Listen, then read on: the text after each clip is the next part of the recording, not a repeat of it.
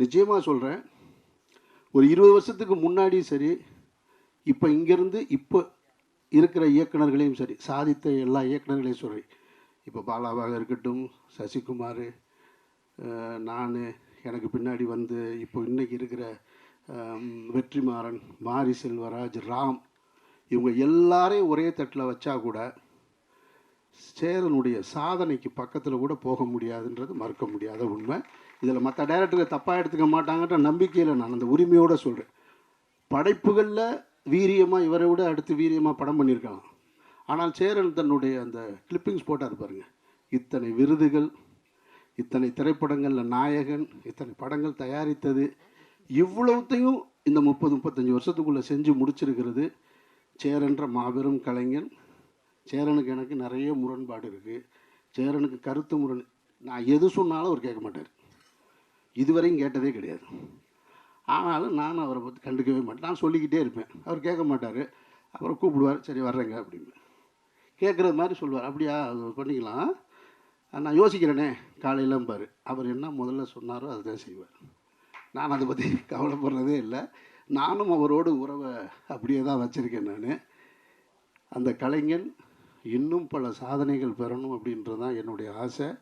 சேரன் வெற்றி அடைஞ்சால் நான் சினிமாவில் இன்னொரு இயக்குனருடைய வெற்றி அடையணும்னு, பணத்தாலையும் புகழாலையும் வெற்றி அடையணும்னு எப்பயுமே யோசிச்சுட்டு இருக்க ஒரே இயக்குனர் சேரன் மட்டும்தான்.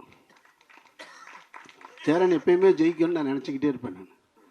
நான் அவர் எனக்கு என்ன செய்கிறாருன்றதெல்லாம் முக்கியம் இல்லை. அவர் வந்து எனக்கு இப்போ அவங்க அசிஸ்டன்ட் சொல்கிற மாதிரி சொல்லணும்னா கிண்டலுக்கு சொல்கிறாரு, அவர் எந்த நல்லதும் நமக்கு செய்ய மாட்டார் அப்படின்னு சொல்லலாம். அவர்கிட்ட ஒரு அன்பு இருக்குது, அது எல்லாத்தையும் மறந்துடுவார்.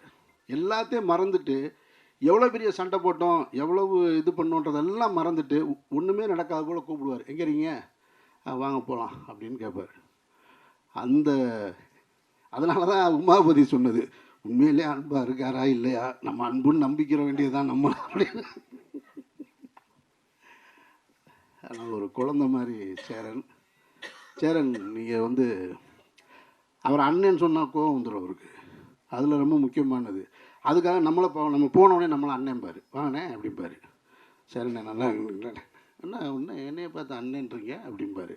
அவர் இன்னமும் இளமையாக தன்னை மனசுக்குள்ளே வச்சுக்கிடுவார், அதுக்கான வேலைகள் செஞ்சுட்டே இருப்பார் அவர்.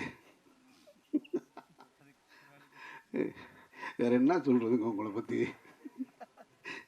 இந்த படத்தை பற்றி என்ன சொல்கிறது. இப்படி ஒரு படம் யாரும் எடுக்க முடியாது. இந்த படம் தான் இப்படி, இந்த படம் மாதிரி யாரும் ஒருத்தர் எடுக்கவே முடியாது. இப்போது பருத்தி வீரன் மாதிரி ஒரு படம் அல்லது வேறு படங்கள் இன்னொரு இயக்குனர் படத்தை நான் சொல்ல முடியுமான்னு தெரில. அதுபோல் ஒரு படங்களை வாழ்வியலை எடுத்துடலாம்.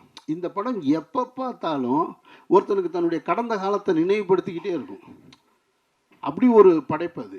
ட்ரெண்டை ஃப்ரெண்ட் ஆக்கிக்கோங்க. தந்தி டிவியின் சப்ஸ்கிரைபர்ஸ் அண்ட் ஃபாலோவர்ஸ் குடும்பத்தில் நீங்களும் இணையுங்க.